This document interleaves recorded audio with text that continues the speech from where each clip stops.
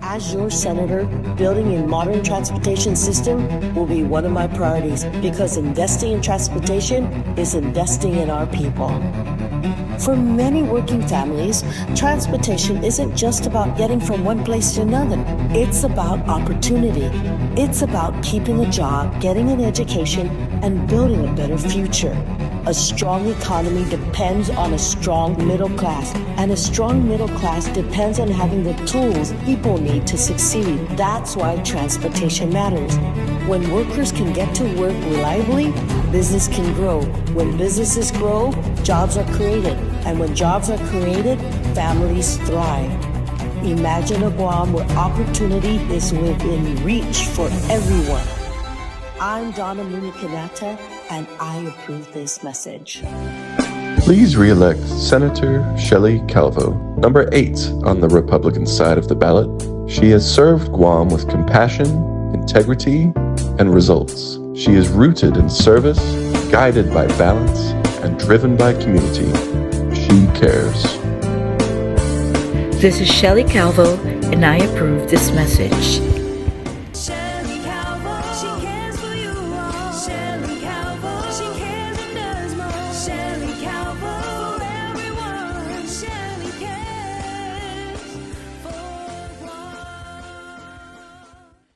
I know we just saw each other not too long ago, but the Guam Legislature is in special session right now, called into special session by Governor Lulian Guerrero to discuss appropriations that some of them are considerable. They're considered critical appropriations, but I think what the legislature wants to do is get answers out of administration officials to justify the expenditures, but also to know more about what's going on in these agencies. And so when we come back from the other side of the commercial break, we'll go straight to the Guam Legislature. He has that innate talent of even the most difficult times, giving comfort, giving solace, bringing stability. In my 64 years, there are people I've known that have passed away, and there's been Tony that has been there to comfort the family and the loved ones, sometimes the most difficult times of their lives. He could better this community as a public servant, but bring people together, even people with divergent thoughts and philosophies, but in the end, bringing enough comfort, enough stability to a situation that there's a consensus and then resolution and progress that is made. So, I'm so excited. I've seen what a great job Tony's done now back in the legislature, but I do believe that with him as governor, that ability to bring people together, to bring folks even with different perspectives together, it's what this island needs. God bless Atacaubo 2026. God bless Guam. I'm Tony Atta, and I approve this message. Transportation, tourism, customs, utilities, and federal and foreign affairs touch every family, every business, every day. Jesse Michael Anderson Lujan believes Guam can be greater together by fighting for cabotage exemption, expanding the Philippine visa waiver program, and opening new doors for tourism investment and opportunity. Vote Jesse Lujan. Leadership you can see. Accountability you can trust. I'm Jesse Michael Anderson Lujan, and I approve this message. This past year, we've been focused on moving Guam forward, strengthening oversight in our schools, supporting our veterans, standing up for students and families, and working on policies that open doors for our people. For me, public service has never been about headlines. It's about showing up, listening carefully, and doing the work that matters. There's still more to accomplish, and I'm ready to keep pushing ahead. I'm Senator Vince Borja, and I humbly ask for your continued support. By the bill that appropriated, and correctly so, rightly so, no argument about it, $250,000 to each mayor, $100,000 to the mayor's council, $250,000 for each DOE school that was used as a shelter. And I believe Mr. Byrne corrected me because I only recall 2 schools, but Mr. Byrne said no, DOE is claiming 5 schools, so that's $1.25 million. As you can tell, most of that money was eaten up already because the mayor's was about 4.7 million, and another million plus for the DOE 5 schools. So we didn't have very much money left at the end of the day for response activities. Right before Bobby hit, I was in coordination with DPW, Vince Ariola, Linda Ibanez, and we had green waste sites that we needed to address from Sinlaku before Bobby hit. And that, we had $10 million sitting in reserve. I immediately released the reserve so that DPW could work with DOA and get contractors to go out and, as quickly as possible, remove the green waste before the onset of Bobby. With that, those are contractual requirements. That was $10 million. And I think we all know that Sinlaku, for the most part, was more devastating than Bobby, but all you have to do is drive up and down Marine Drive to see that we still have the same kind of storm surge. We still have remnants of Bobby along Marine Corps Drive between this office, this area here, and Adelup. So I see it every day. It's right after the crew at DPW got the beach side to a usable condition, we had Bobby hit. And I mean, I could see the grass again from Marine Drive and the shoreline in Anigua area.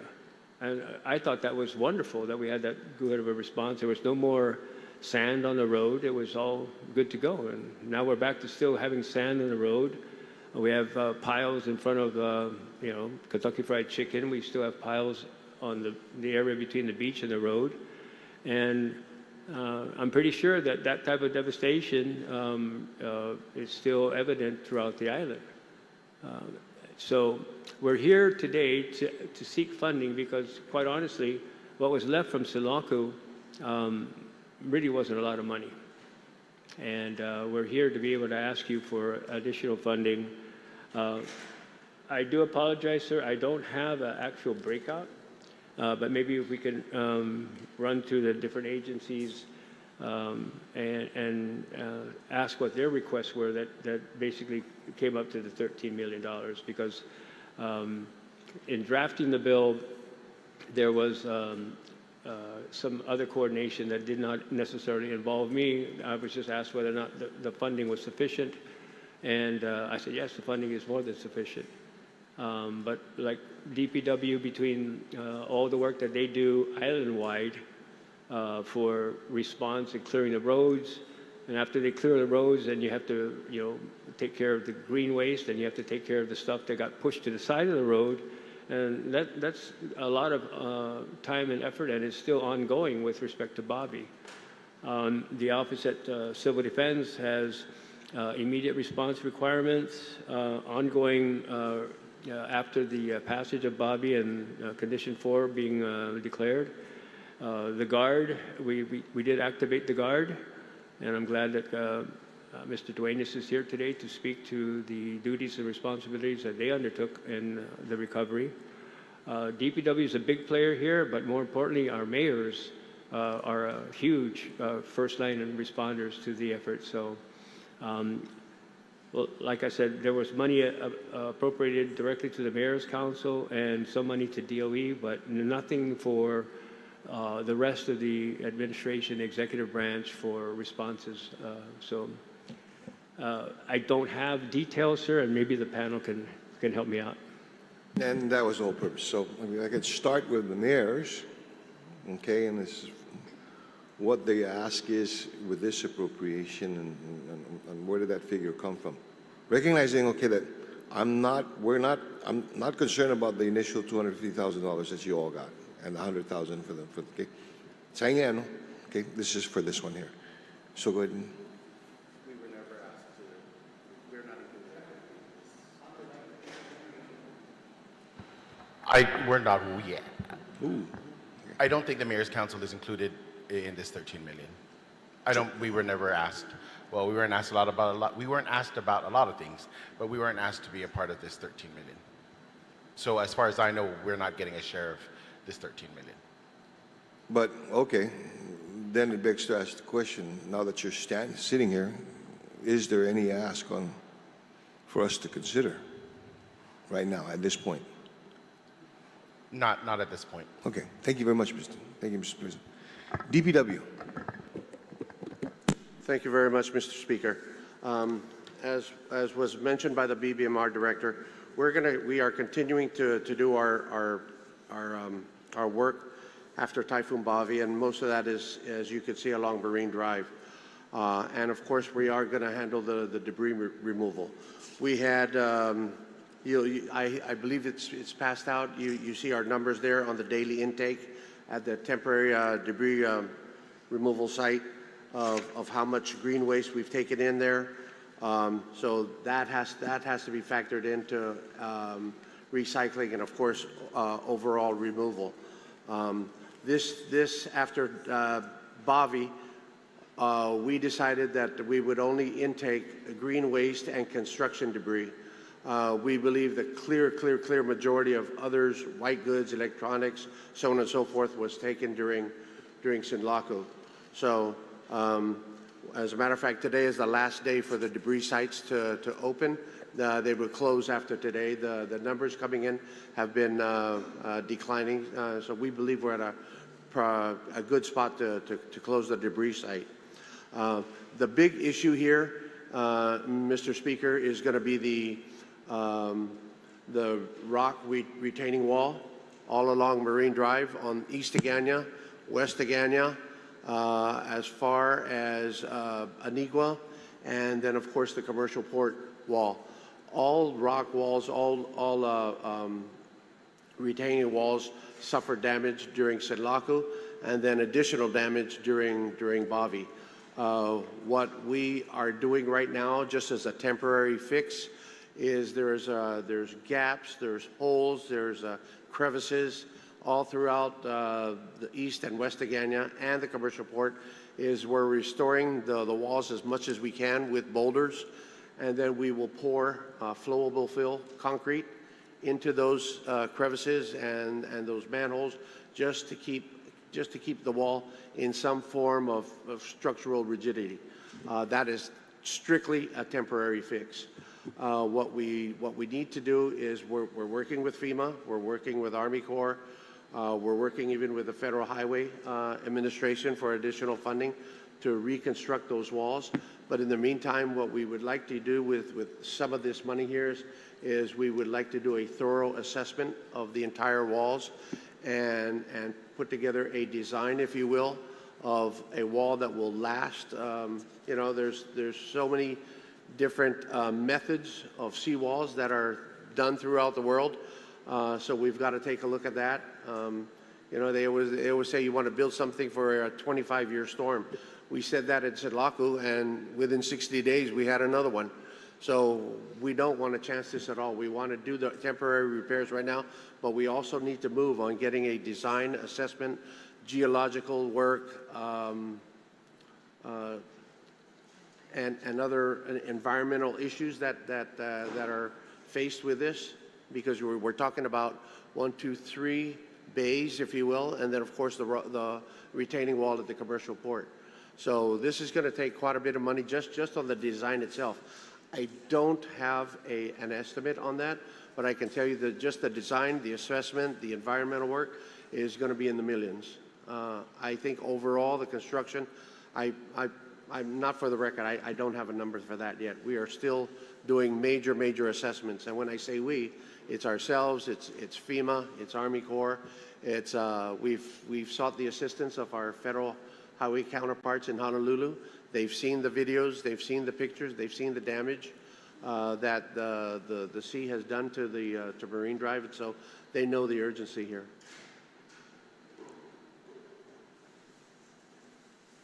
Thank you. Speaker, Juan Pat, welcome home. Thank you. Buenas and happy day.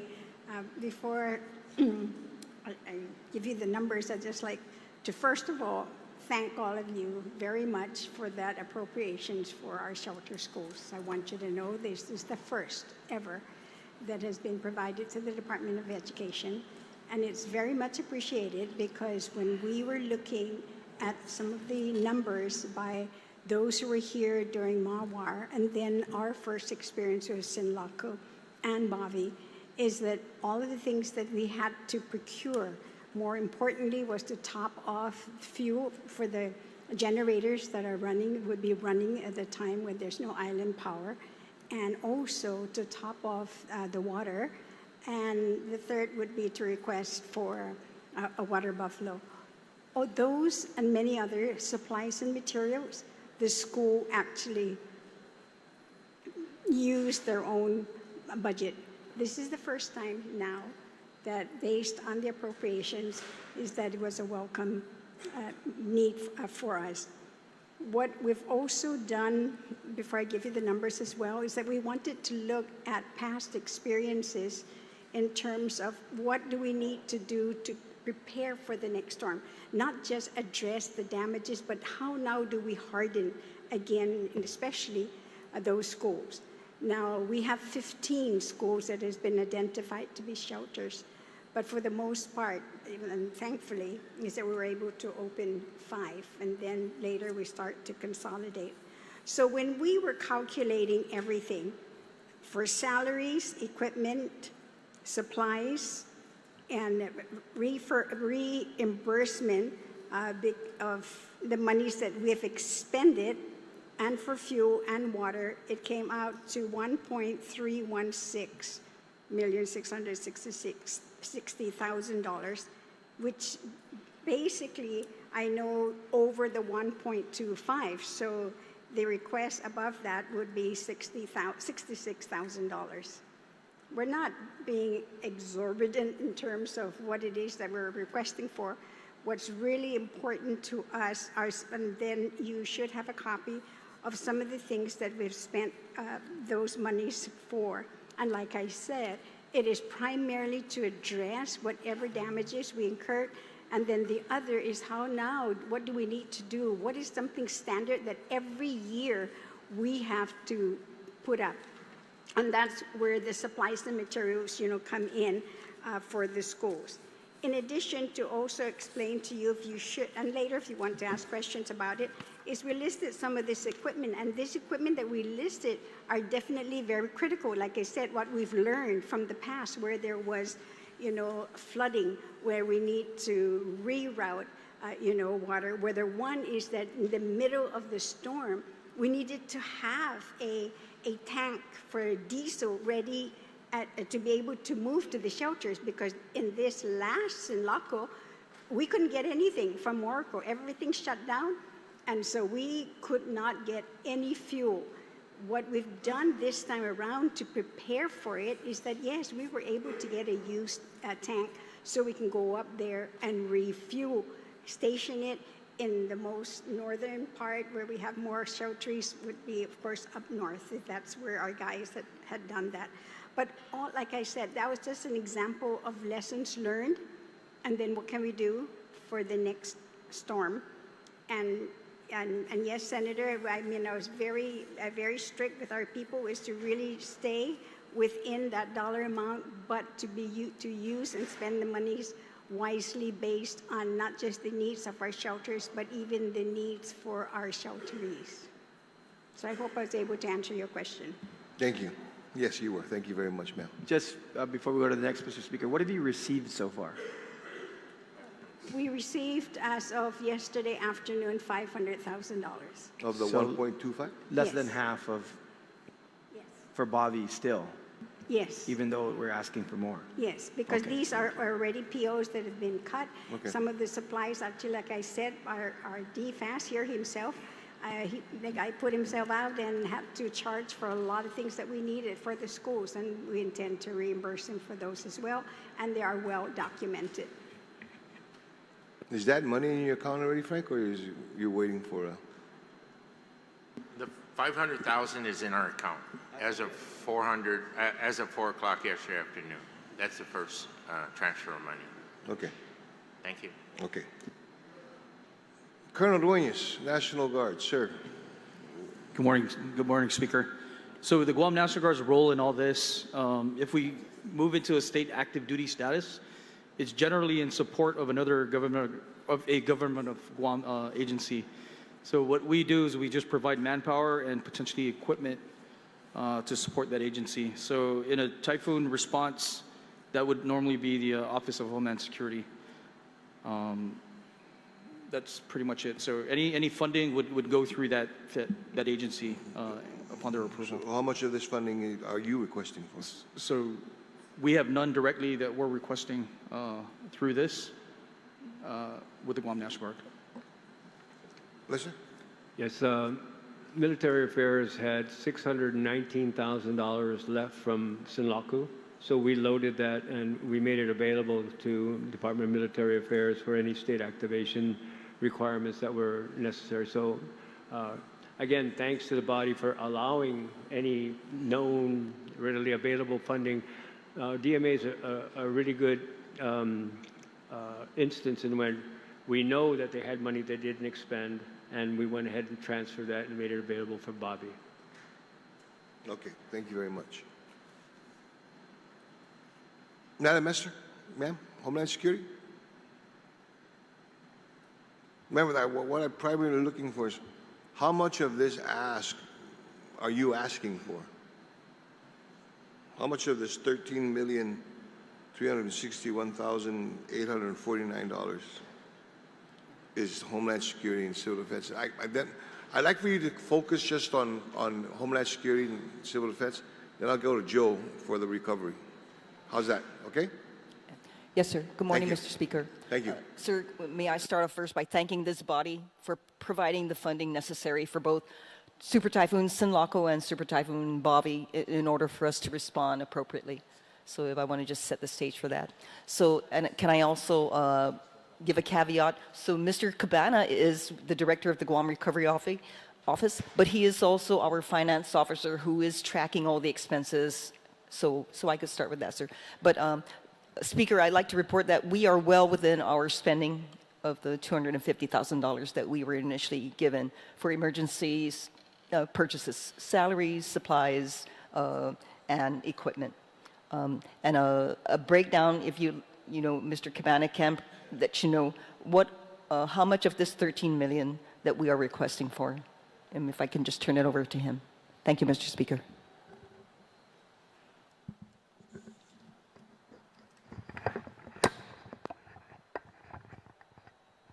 Thank you very much, Mr. Speaker. Yes, out of the Homeland, the $250,000 that was given for Homeland, most of those monies are being used for supplies and anything to run the operations of our EOC. However, the overtime that the staff has incurred was paid out of the Sinlaku account that's being established by the DOA. So all our overtime, approximately about $500,000. $1.5 million is the overtime on that. 1.5, yes, sir. That's it. That's it, sir. Mr. Burton, was there any cost incurred by DOA? Mr. Speaker, no, we don't have any direct cost other than we do now have responsibility for the repair of some buildings, and we will have some expenses for those buildings, which we estimate to be about $250,000. Okay.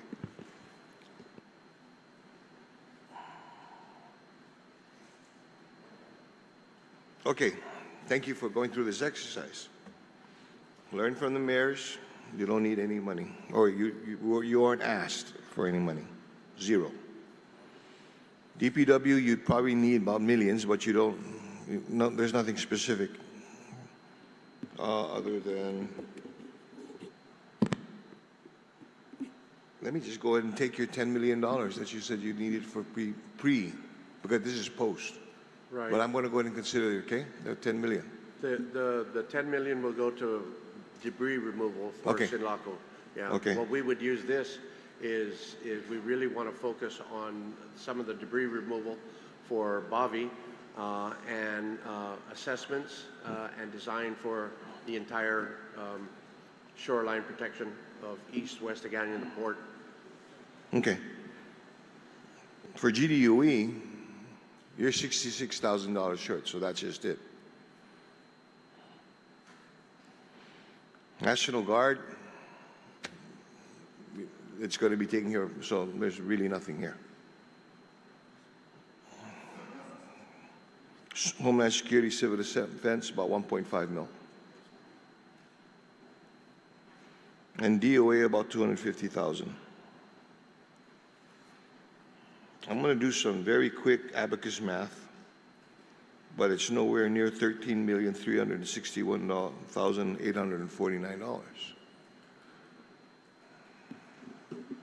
You know, it's kind of curious, you know, when we're sitting here and I'm looking at the numbers and everything, and when I get an odd-looking number, okay, when a lot of times our budgets, you know, deal with the 5s and 10s, and I get a 9,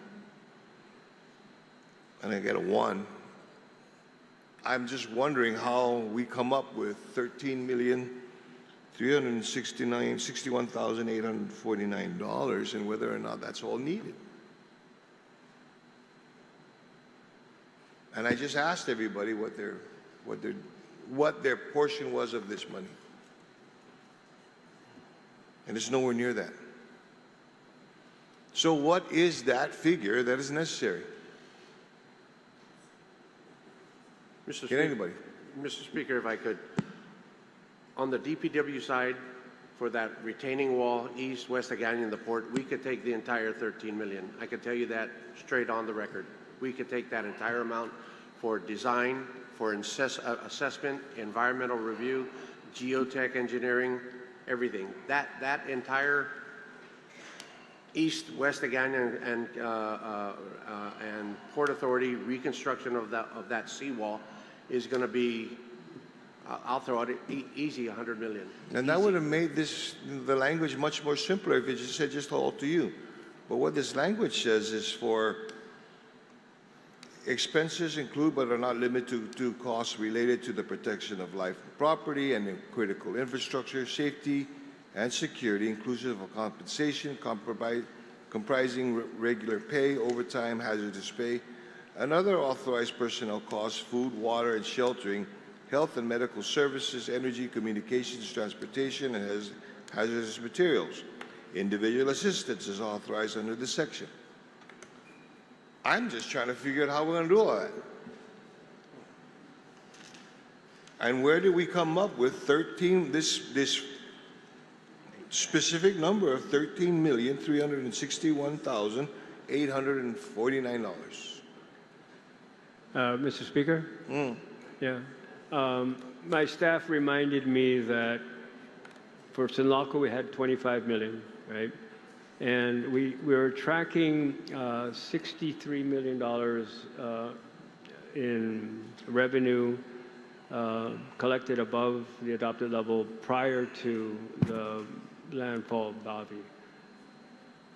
My staff reminds me that we took 63 million less the appropriation to the legislature, less 5 million for DOC, less 20 million for the hospital.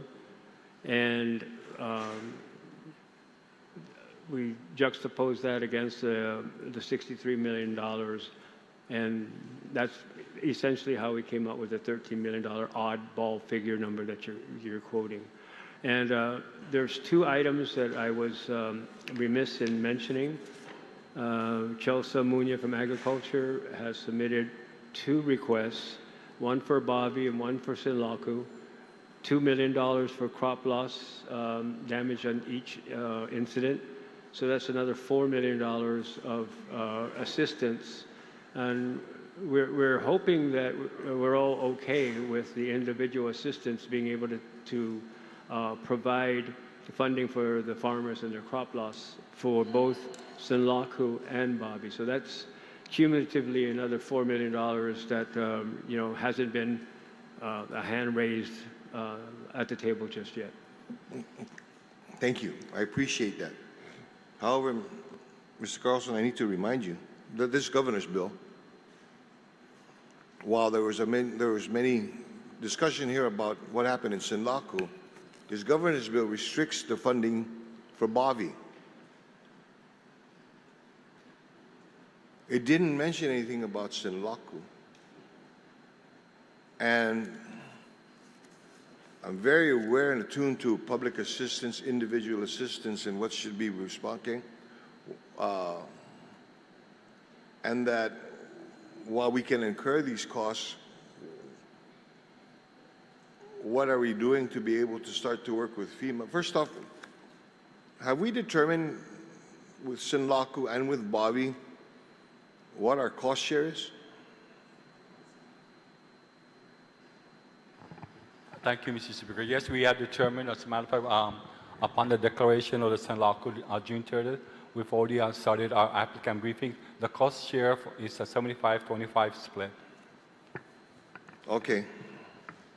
So is it safe to say that we're going to try, if we were to appropriate this $13,361,849, that we can work towards getting at least 75% of this reimbursed? If the applicant or subrecipient has submitted the request for reimbursement, yes. Okay, well, let me just clarify this. We're talking about Sinlaku or we're talking about Bobby? Sinlaku. Okay, what about Bobby? Bobby, we're still gathering our IDA, so we have a deadline to meet. We sent out a deadline last July 17th, so we're getting all the numbers and gathering the numbers for FEMA. So we don't have the numbers yet right now, speaking. Okay. So, you know, Mr. Carlson, I appreciate in as far as what may also should have been included, okay, with regard to the crop assistance and stuff. But again, it's very restrictive, the language. Yes, and maybe I didn't explain myself correctly, but we did put aside $2 million for crop loss, and we have paid out $950,000 so far for Sinlaku. Okay. And then for Bobby, we just got something a day ago, or so ago from agriculture, also $2 million for Bobby. So we need to put that amount into play so we can take care of the loss incurred by our farmers. Okay.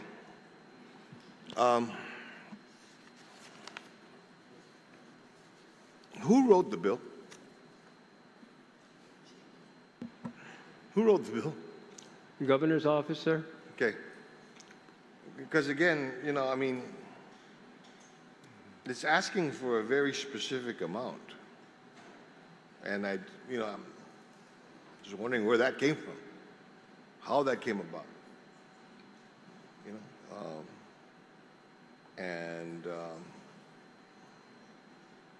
again, you know, doing the math, it's woefully short.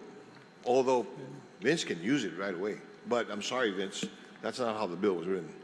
Okay, you got to share with the people, all right?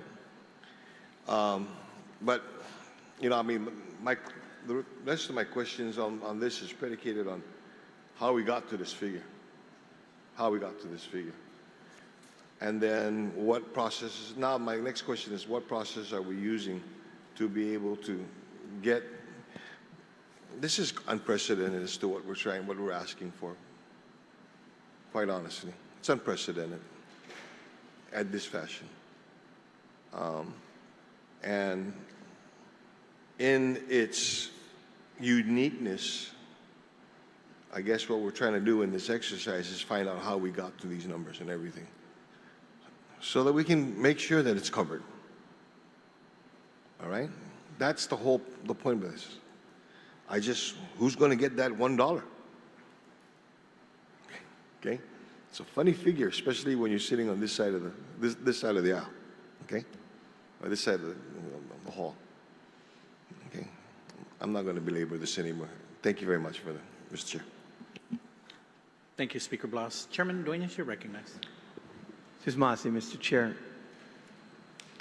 You know, as I listened to the Speaker ask his questions, the answers that I've seen so far is we came in for Sinlaku on response and recovery.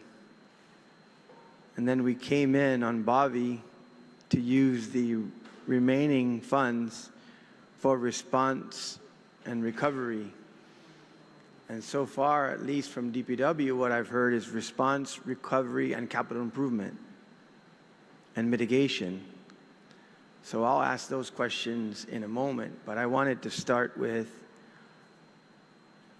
I think I know why the Mayor's Council, first of all, they weren't consulted, but I think I know why, from a couple of mayors that I've spoken to, they haven't put in a request or are okay with what they currently have. Not okay, always can use more, but in terms of the line of questioning I need to ask is if this is correct.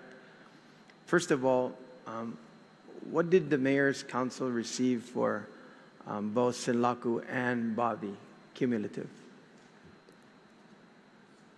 What distribution did they receive from Department of Administration?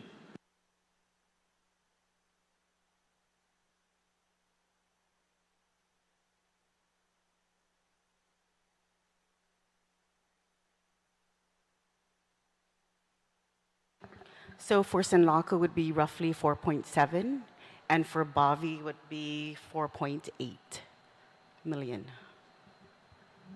So they transferred all of that to the Mayor's Council of Guam. You have that in your accounts. So as it relates to Sinlaku, we utilize, yes, they transferred the funding over. However, we weren't able to utilize all the funding because the executive order stated within the 30 days of the emergency, so we followed just that. Any remaining was supposed to go back to the account of the rainy day fund, so I didn't honor any requests after the 30 days.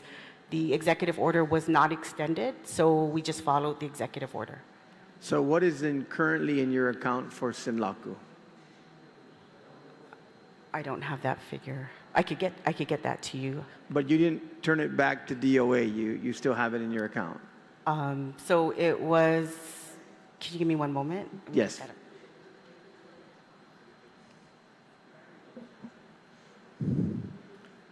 Senator Duenas? Yes.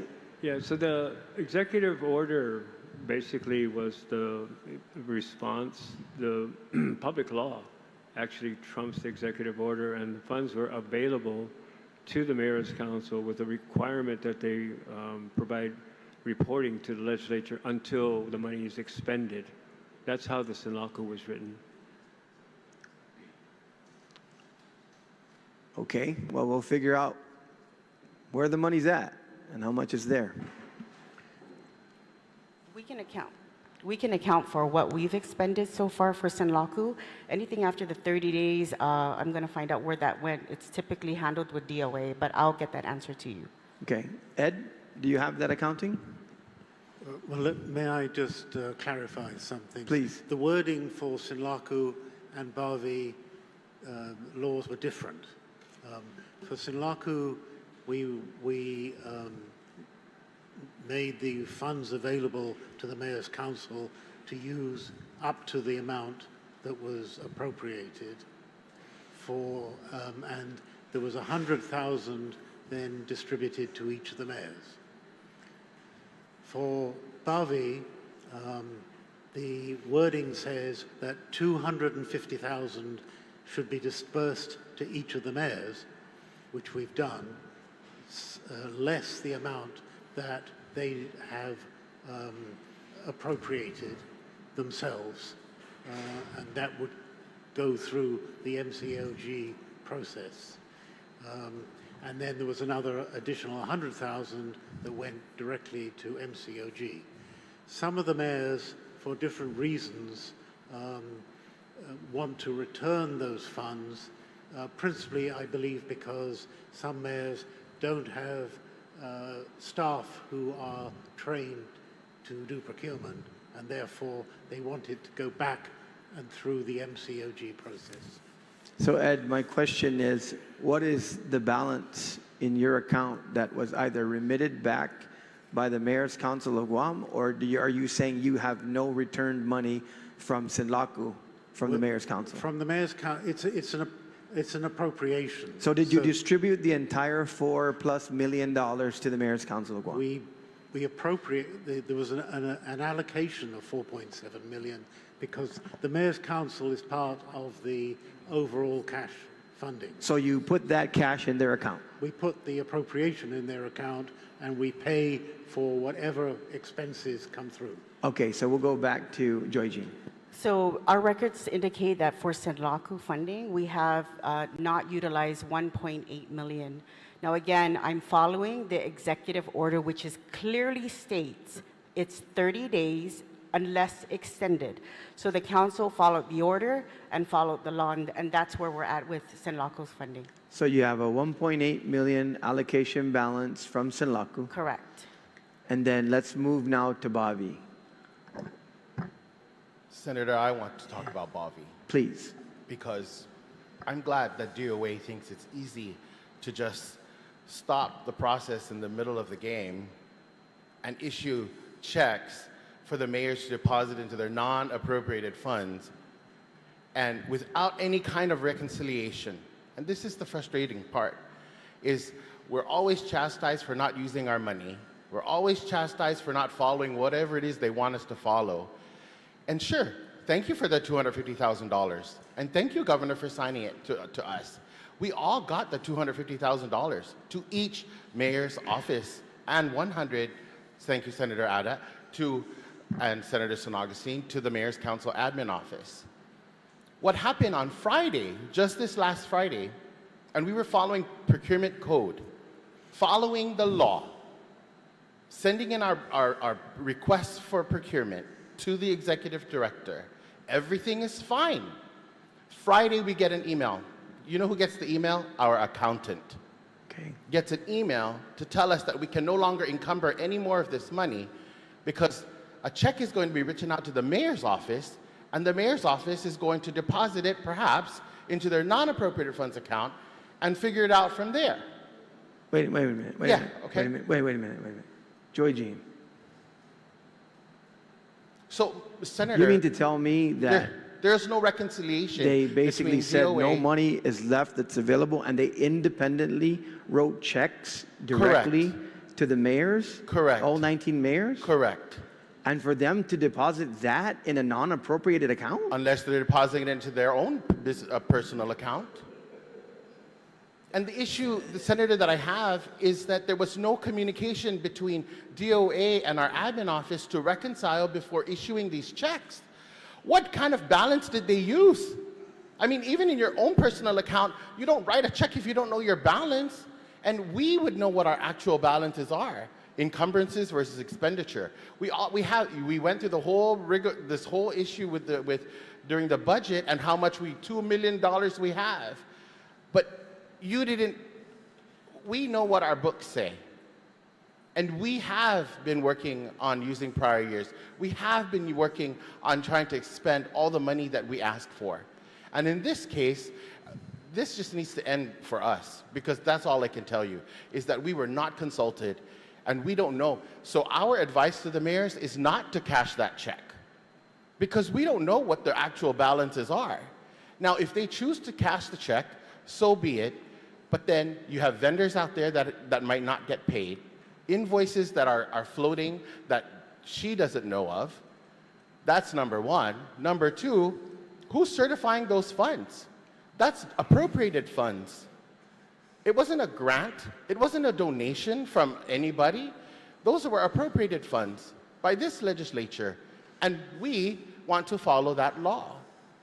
But for some amazing reason, we all have big checks in our hands, and I don't know what we're going to do. We're not. Most of us are not cashing it. Some might. They have that prerogative. And that's what's holding us back now. So if you want to say how much our balance is, well, it's like 1.6 or 1.8 million from Bobby. And then purchase orders that were sitting on her desk getting ready to be issued to the mayors, about 30 or 40, are no longer valid now because there's no money. Georgie, and I have to bring you in here. Sure. You're not going to certify any of those funds in non-appropriated accounts, are you? So absolutely not. This is where you put the council in a very bad predicament, because I had over 202 purchase orders that my accountant had certified. I had signed those purchase orders based on the balance we've had. In the middle of Friday, when I'm told that the accounts are closed and the checks will be cut to individual mayors or remitted to them. Now that puts me in a very bad position because I've certified funds, I've cut purchase orders, and I would really appreciate it if DOA would have called my office so that we can meet on this. Because again, this is appropriations, it's taxpayers' dollars, we have to be accountable for this. I don't understand what was the middle of this. Ed, I need you to address this. Certainly, sir. Please. The legislation says disperse the money to the mayors. That's what the wording says on the legislation. So that's appropriation, if I may, is taxpayers' money that we are responsible for. May I now finish? And why didn't they, Senator, why, if they were going to give it to us, why didn't they give it to us before they deposited it into DOA's account or through DOA, like they did in other instances? Why in the middle of the game, without proper notice, without reconciliation of accounts? This is what's mind-boggling. May I finish now? Please. Thank you. I mentioned a few moments ago that the wording was different between Sinlaco and Bavi. The legislation for Bavi says disperse. Disperse means pay. So that's what we did. 17 out of the 19 mayors have taken the view that Mayor Alec has taken, and if they send the money back, that's fine. Ed, I have a problem with that though. Ed, this is my time now. I need to question you on that. Well, you have done. I mean, this is appropriation, Ed. You're taking an appropriation, bypassing the council, bypassing their internal controls for contracts and everything else that they're going to pay for these and purchases that these mayors are, and they're depositing it to a non-appropriated fund, which generally is not designed for these type of appropriations, especially when you get an appropriation from this legislature. I wouldn't have done that if the wording were different. The wording says, pardon me, the wording says disperse. Why didn't you communicate with the council? They're in total shock here as far as the council and their accounting, and we're dealing with an individual that is definitely account responsible by her very nature. I mean, she just said on the record that she will not, those mayors are on their own spending that money and could get in trouble. You're saying they don't have the capability. Of course they don't, because that's why the Mayor's Council has a structure for issuing purchase orders and honoring those purchase orders to the proper procurement methodologies. Well, I think the communication between the Mayor's Council and DOA both ways could be improved. But I will take the money back. We will do that. Two of the mayors decided that they preferred that way of doing the business. But I have to remind the body again, that is what the law that was passed in this room said. Ed, I'm sorry, but I'm gonna really have a big problem with your independent determination of that, bypassing the proper procurement protocols as discussed right now by not only the president, but by their chief operating officer in order to certify funds. And I think that was an arbitrary decision, especially with no communication verbally or in writing. And I think they should not have to turn it back into you, Ed. I think you should recall those funds and distribute them through the proper process. If that is what the mayors want to do, we'll do that. I think that's the only right thing to do. I'm sorry to all those mayors, and I'm going to apologize to them right now out there that are sitting there and they already tell their own president and their own accounting officer that they're in limbo to procure to begin with, and now they're taking a chance by taking this check for $250,000 that you issue, put it in their non-appropriated funds, which is usually donations or other things that they get outside of the appropriation process from this legislature, an appropriation from this legislature that the governor signed into law, and go out there and write a check and say deposit this in non-appropriated funds and go shopping. I think that's just wrong. Okay. So we did not tell them where to deposit.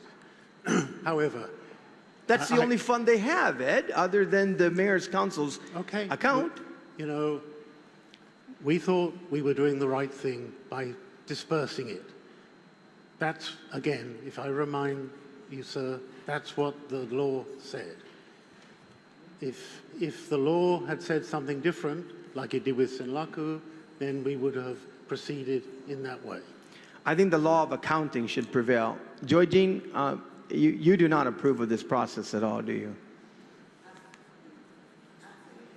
Please wait till your mic comes on.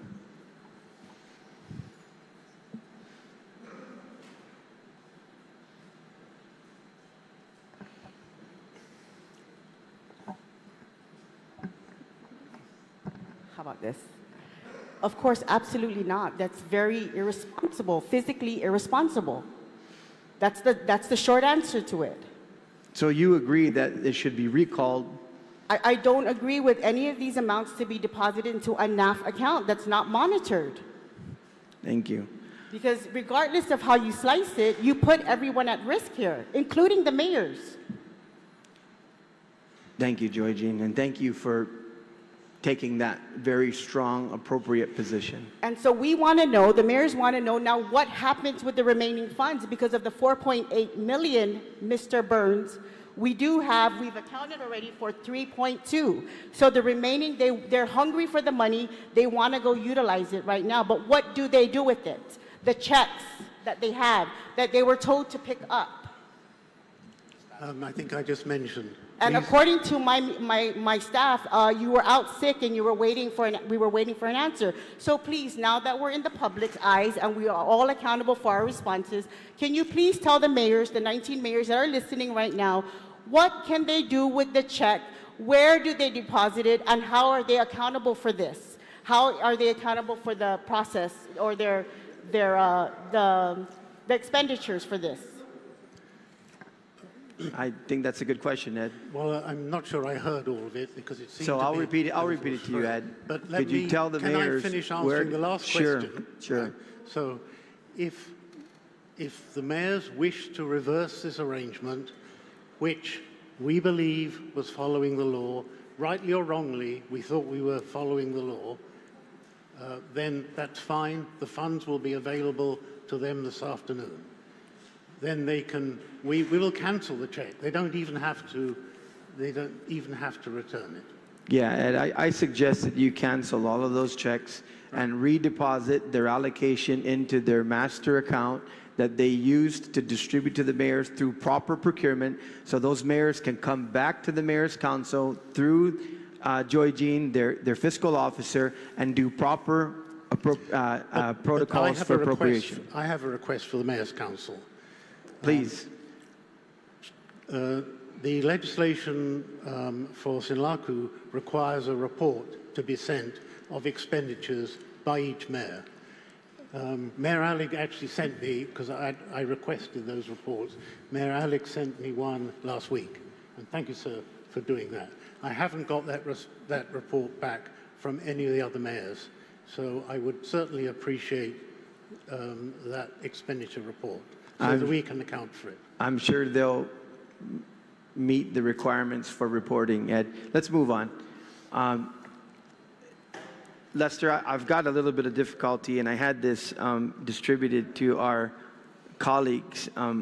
I don't agree with your funds available for appropriation because you did not subtract the GEFF funding source, which right now is a special fund that is short $17,342,882, which in what I've distributed to the colleagues here, when we go through the CRER in June, we take out the Guam Highway Fund, the GEF Fund, the Healthy Futures, the Tourist Attraction Fund. That total is $22,445,572. The Legislature, $890. GMH, 20 million, DOC 5 million, and that leaves us at 40 million, 295, 297 short of your request. Yeah, thank you for the opportunity to talk about this again, because during the budget session, we were talking about the 26 shortfall, and I made a statement to the body saying that it'll be addressed. You can't pay your 26 property taxes unless you pay your 25. There was a extension that was given, and as you can tell, we were at $22 million previously. The amount is slowly going down, and I think I said it would be a self-rectifying situation, and I think the body was comfortable enough with that to pass a very similar appropriation for 27. And I mean, I appreciate you bringing this up, but I also would like to remind the body that this was a discussion that we had previously, and the people of Guam will be remitting their property taxes. They're very good about that, and I don't see it as a problem. It'll rectify itself. It might go into fiscal 27. They have that ability to pay without penalty to the end of this year. So I don't have any doubts whatsoever that that money will come in. So I didn't include it. I don't think we're appropriating on any doubts. I think we appropriated for the 27 budget, which is not law yet, because we anticipated when it becomes law, by that time, the money will come in, because December is the deadline. But that's a new fiscal year. We're talking right now, this fiscal year, to appropriate supposed excess revenue, which we cannot say at this point in time. We can hope, we can think, but this is a very tricky appropriation to do against a December figure going forward. I'll move on. You know, Vince, I appreciate your proactiveness and everything else, but I've got an issue with you saying that you could use up all of this money. And the reason why is because, obviously, first of all, on Sinlaku, can we get a copy on thumb drive of all the contracts that you issued on Sinlaku? Yes, sir. So can we have that after lunch? We could, yes, ma'am. Yes, Thank you. My issue is you're talking about a need for, first of all, an assessment. You're looking at a design. You're looking at, I mean, it's so far down the road, and God bless us. I know we need to shore up that wall and make sure we take care of it going forward. But to say that we need any of this funding right now for A&E, to go out and potentially procure in the next couple of months, I'm dumbfounded. I don't think that's accurate, Vince. Okay. I agree. That's further down the road. But in the meantime, we do need temporary shoring of the entire seawall. That's not going to cost $500,000. That's going to cost a lot. We're talking about $300 a cubic yard rather, of concrete cement. That's very, very expensive. And the seawall from East Agana, West Agana, and the port, I don't have the linear feet, but that's extensive. It's extensive. And, you know, I guess what I'm saying is the highest priority right now is to temporarily reconstruct the seawall. I understand, Vince, but your DPW, I mean, this is an appropriation a week ago that was sent down here from the governor. I mean, the least you could give us is some sort of an estimate. You know, you're making an estimate on the fly here on the floor. I mean, my gosh, get your guys out there. Get us. But we're sitting here now trying to contemplate an appropriation, and you're saying you could eat it all up. We don't even have an estimate in terms of an assessment. I understand, Senator. And yes, we are. You know, we started doing estimates with Sinlaku, and then Bobby came along and just doubled our doubled the damage. So we've got to we got to go back and reassess and redo our estimates. Unfortunately, I don't have that with us. The Bobby was just what, 2 weeks ago. We just don't have those estimates right now. But can we use the funding? Absolutely. Do I have a number? I don't have a number. Not today, Senator. Yeah, and that's why I think this is so wild and all over the place, because once we find out line by line by line, pretty much everybody's set. I mean, then you roll in and say, well, I can just take up the whole thing. I mean, if that's the case, then you would have left these guys out in the cold had they said they needed something, but I guess that's where we are. With the balance of our time here, Vince, I'm going to ask that you at least give us some sort of estimate and really the reality of the time frame on this appropriation to go forward, and within weeks to a couple of months have any possibility of even needing that appropriation for that funding. I'm going to finish with education. Madam Speaker, so if you got everything that you're already basically owed for Bobby, what would your position be? In dollar amount, $66,000. So you'd need an additional $66,000 and you'll be square with Bobby. Yes, we will.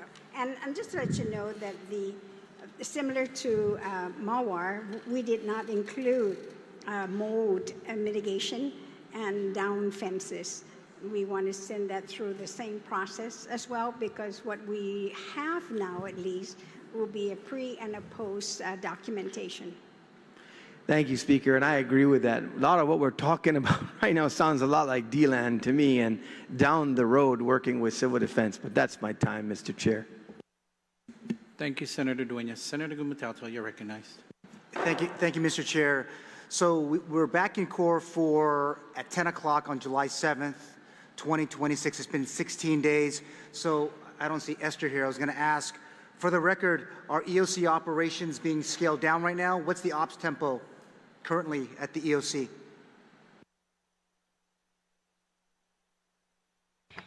Senator Lucy Perez for Homeland Security Civil Defense. Yes, we are currently scaling down the EOC as we are managing the two Tier 2 shelters. So the ESFs that are assisting in managing that will be the ones present in the EOC in addition to our staff. So how many ESFs are remaining at the EOC at this hour? At this hour, we have three ESFs and one working remotely. Okay, so with that said, can you tell us on the record what is the percentage of the after-action report that's being completed on Bobby to date, if we're still in operation at the EOC? After action in terms of what's happening? Again, yeah, we're 16 days in, so is that like, can you give us like a 10%? Are you guys working on the after action for this respective disaster declaration? We are accumulating our data for the after action report. What we usually do is when the EOC we know a date when the EOC will deactivate, we call all the ESFs together and we have a meeting and we require them to give us their 3 ups, 3 downs minimum of items that they see improvements or what went well and should continue.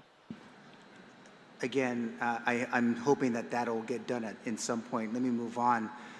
Colonel, thank you for being with us today. What is the National Guard's mission at this hour, and how many people are currently activated to support the Bobby disaster? Currently, we have no guardsmen. Our last mission was on July 18th, specific to Bobby. Thank you.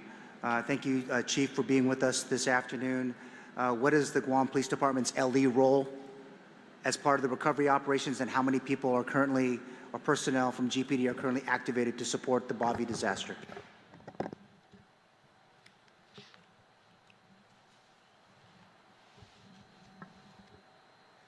Still morning. Good morning. So we activated 199 sworn police officers, which equates to 88% of the force, and 27 civilian employees, which is 12% of our civilian employees. Total of 226 personnel were activated for Typhoon Bobby. Chief, did any reservists get called up? No. Thank you. Now, money was given to support the Guam Department of Education and specifically their shelter activities. DOA, can you tell us what date was the funds in our pre-landfall legislation dispersed to them for storm-related activities? I'm sorry, sir, could you repeat that? What was the date in which the funds for the pre-landfall, when was it dispersed to the Guam Department of Education? The pre-landfall funds? Yeah, we came in here before the storm, Mr. Burns, so, Yes. so I'm asking, Yes. what date did you give money to DOE? There wasn't any money to disperse from the pre-landfall. So how did they stand up all their shelters then? Help me understand. That was covered oh, I'm sorry. I understand what you're asking now. Yeah. There was none distributed pre-landfall because this legislation came out just before the storm. So we have been going through, it seems to be a little controversial, but we've been going through this legislation trying to disperse the amounts. We dispersed, actually I authorized it on Friday, but it got sent yesterday, the 500,000 that is specified here. The 250,000 per school, the superintendent advised me that there were 5 schools used, although I have to note that one of the schools was only used for a short time, and that maybe they would be changing their request as a result. That is being appropriated now. All right, thank you, Mr. Burns. So can I again ask DOE, for the record, are the 5 shelters clear at this hour, and what services were provided to the residents at these shelters? Yes, all 5 shelters closed. We sent half of the shelteries, about 200 of them, to OCP, and then the remaining 400 plus we sent to Estumbo Gym. Okay, so outside of the fuel that you mentioned earlier in your testimony, were there other expenses incurred that are not allowable under the Federal Disaster Declaration that are being covered by your agency budget? I know you mentioned you need to cover $66K, but is there other monies that you were spent that are not going to be reimbursed by the federal government? No, because we've not submitted anything for FEMA, meaning in particular mold mitigation and fencing. All right, thank you. As of the administration's June 17, 2026 expenditures report for Typhoon Sinlaku, it was reported that of the $15 million that was $15,050,000 allotted from the $25 million appropriation, $2.8 million was expended and $2.1 million was encumbered as of mid-June 2026. What portion of the $10.1 million balance remains available as of today or your latest review, and when does BBMR anticipate providing an updated Sinlaku expenditures report to the Guam Legislature?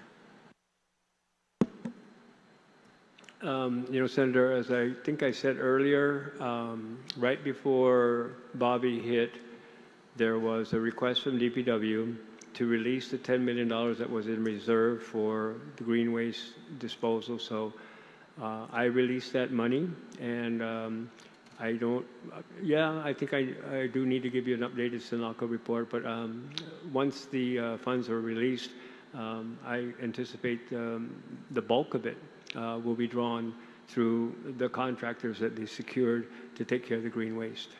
All right. Regarding the $250,000 emergency funding that's authorized by law, can you help summarize, and I was hoping that maybe the Recovery Office can help us understand this. Can you help summarize what this appropriation covered so far for Bobby? And for the benefit of those who are following the discussion,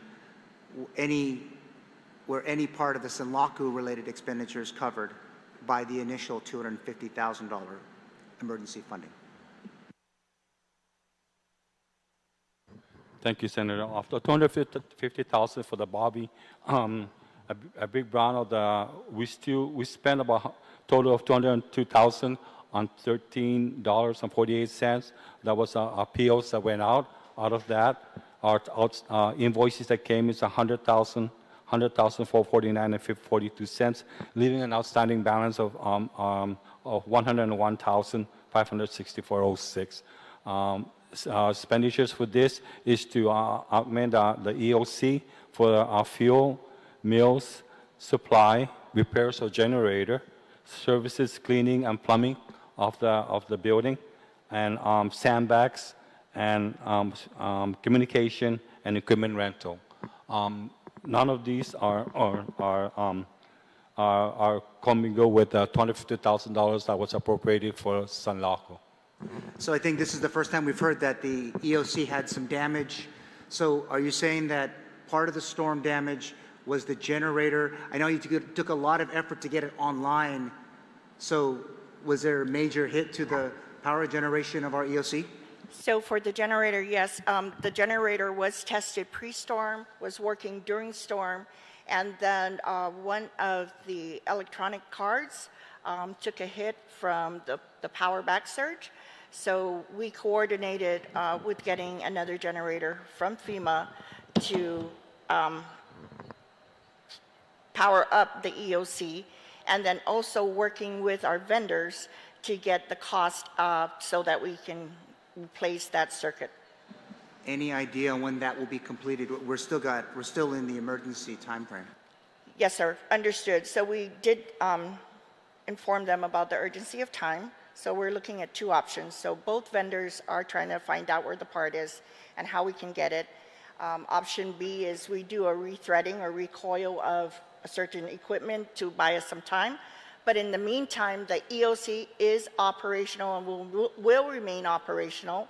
We do have a FEMA standby generator on site, and staff have been trained on how to utilize it. So in the event another incident happens, we have a generator. Is FEMA still embedded with the government of Guam up at the EOC? Yes, sir, they are in the IOF. And they're aware that we're trying to procure parts for our generator? Yes, sir, they are. All right, thank you. Based on a question I asked during the June 19th, 2026 oversight hearing, what efforts, if any, have been made to date to reconcile potentially duplicative or conflicting assessments for Super Typhoon Bavi with damage reports that were submitted for Super Typhoon Mawar and Sinlaku? Now, can also BBMR, GSA, or DOA give us a few examples of requests from our village mayors and other emergency managers that were not funded with Sinlaku appropriations but were eventually supported using Bavi-specific response and recovery funds? I can only tell you the reverse. As I mentioned earlier, that for military affairs, there was $619,000 available from Sinlaku that we loaded for Bavi. I don't believe that we had anything that was reversed where we did Bavi for Sinlaku. Mr. Byrne, you have anything? I concur with Mr. Carlson. All right, thank you so much. Now for the Mayor's Council of Guam, if I can ask, how much, again, have you expended to date for Bavi response and recovery?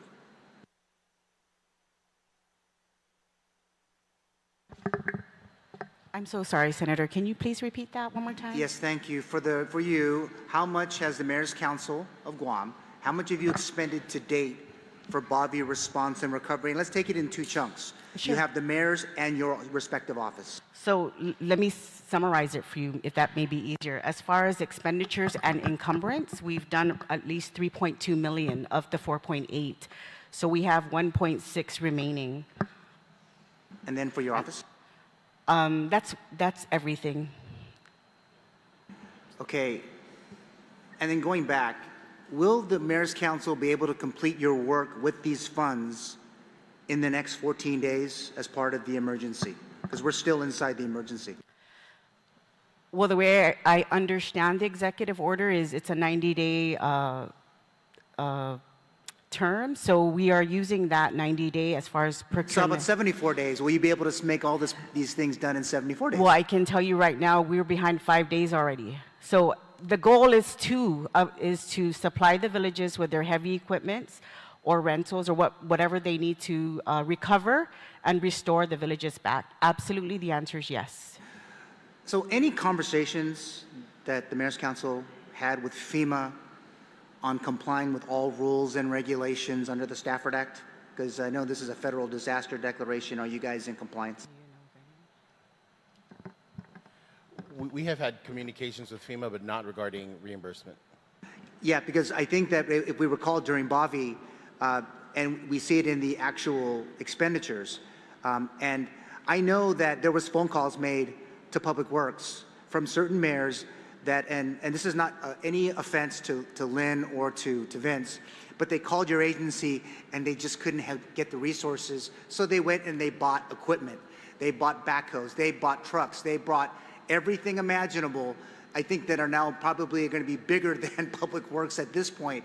So why I asked that question is because under the Stafford Act, certain parts of the monies that are given can be reimbursed. But at this point, 19 districts made major purchases. That means that they will not be eligible for reimbursements under the Stafford Act, I guess? I can tell you we followed every procurement law that is required locally. So if we were to have our documents inspected, I'd be glad to demonstrate that. And whatever we need to do to get reimbursed, the council is ready for that, as well as the villages. Right, and I think that there's a small amounts, right? Because now they have pretty much everything that they need to take care of their respective districts in the event of an emergency. I mean, you just can't return a dump truck, or you can't return a backhoe. And they did not rent, they bought, my understanding. Can you, for the record, can you clarify that was the case across many of the 19 districts? So to your point, Senator, what we have done, or what I have done with the mayors, is I've actually started to purchase heavy equipment as well as rent the heavy equipment. So there's several villages, namely the South, that require maybe 1 or 2 backhoe through every storm. That assisted them as far as to mitigate and to recover immediately. So yes, during the emergency time when we're given emergency funds, you best believe that the mayors do utilize that. It's highly encouraged. We meet with them regularly. I sit down, I go out and see what the market has. So what I can say is that as far as the market's concerned, heavy equipment is not just off the shelf. There's maybe 1 or 2 backhoe that's available. There's several that's coming in maybe in a month's time. So this time frame of the 90 days actually works really well for the mayors.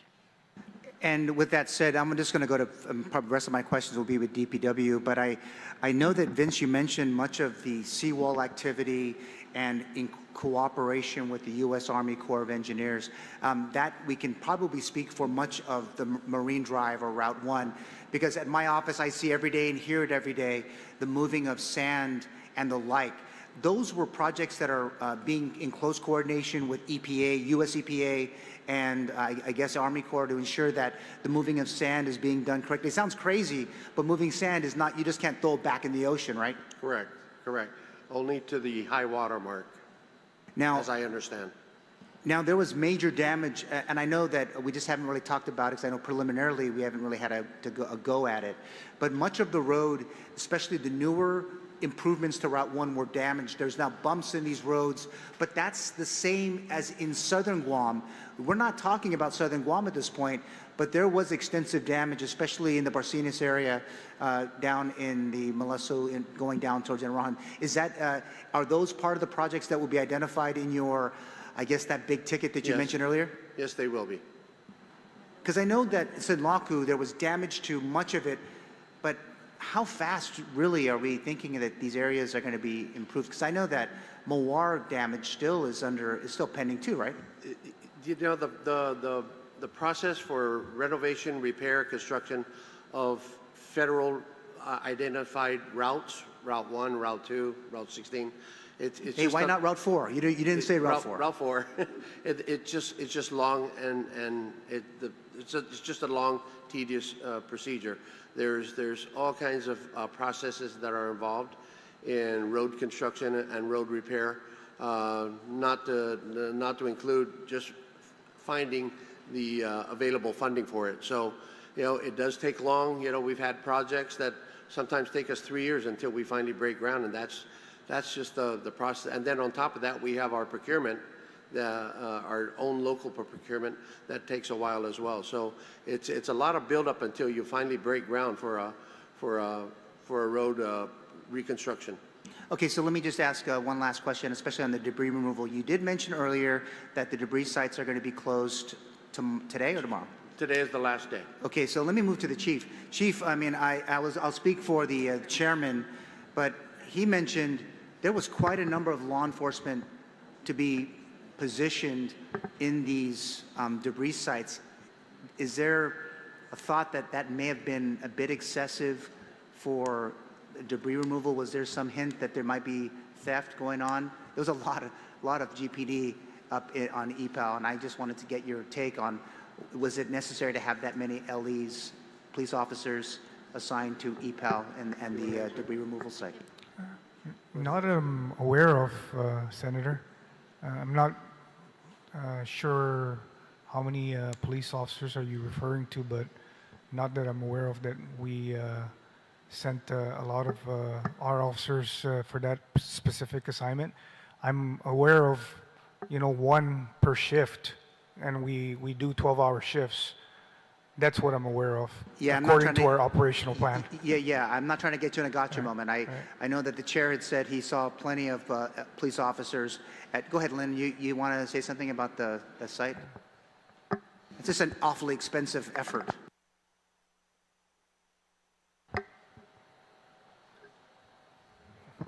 So the debris site, the monitoring and traffic control is handled by GPD. So what it is that we do have irate customers that do come in. They're ineligible waste, right? So they get into the line. By the time, so GPD controls the traffic control. EPA is the enforcer to make sure the waste streams are separated. And so when we get irate customers and we have to turn them around, we would need enforcement.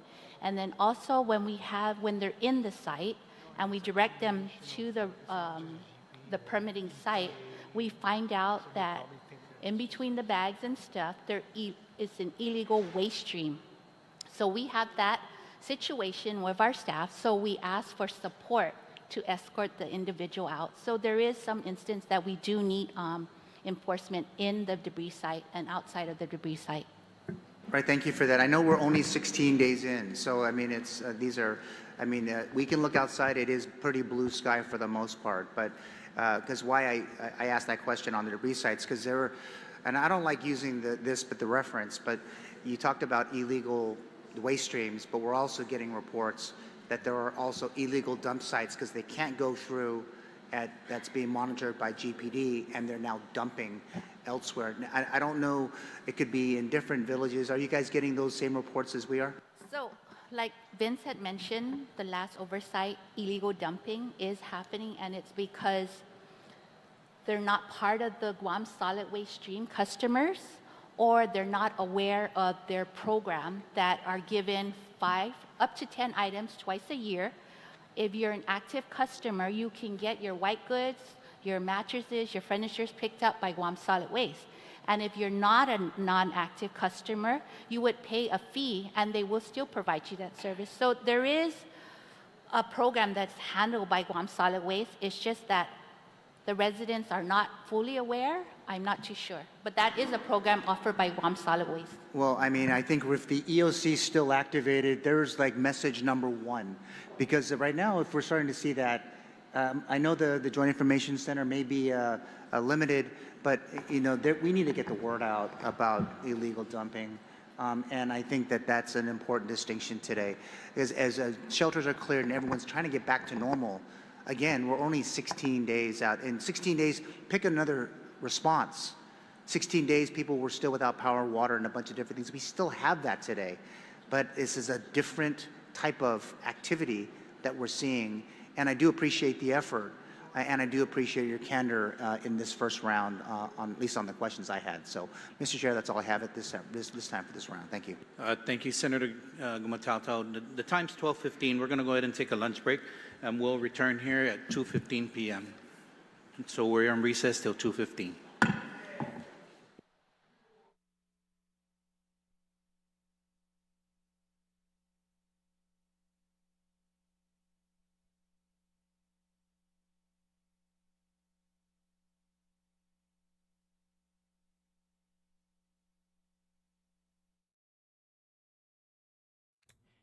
Man, that was some fire from, well, first, Senator Chris Duenas. Like, I want to be like, hey, Senator, like, there is the fire. There is what we wanted to see from the legislature.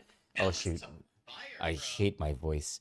And and then, but like the most fiery person in that whole thing was Georgine Manzanonia, and also Jesse Allig, the mayor of PD, who's the president of the Mayor's Council. Like, I thought this was going to be a boring, so I wasn't even going to cover this. I have a lot of stuff to do, guys. You know, we'll look at this legislature thing. I'm so glad that we covered this in order to see that. I'm going to pull that one out and make that its own segment.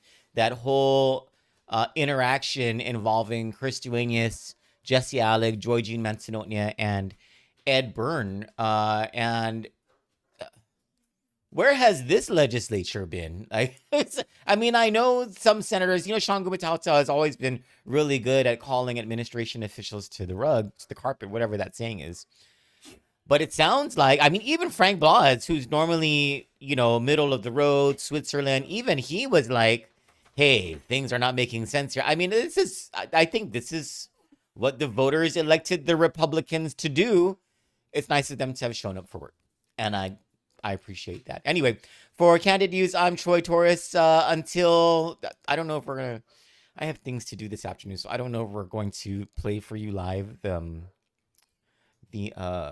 remainder of the session. I think they said they're going to come back at 2 o'clock. I'm not sure, but for sure we'll cover this. We'll talk about this on Kandit Live on the evening show with me, Troy Torres, tonight at 7:30 p.m. For Kandit News, I'm Troy Torres. Good afternoon, and God bless you. He has that innate talent of even the most difficult times, giving comfort, giving solace, bringing stability. In my 64 years, there are people I've known that have passed away, and there's been Tony that has been there to comfort the family and the loved ones, sometimes the most difficult times of their lives. He could better this community as a public servant, but bring people together, even people with divergent thoughts and philosophies, but in the end, bringing enough comfort, enough stability to a situation that there's a consensus and then resolution and progress that is made. So, you know, I'm so excited. I've seen what a great job Tony's done now back in the legislature. But I do believe that with him as governor, that ability to bring people together, to bring folks even with different perspectives together, it's what this island needs. God bless Aracaubo 2026. God bless Guam. I'm Tony Atta, and I approve this message.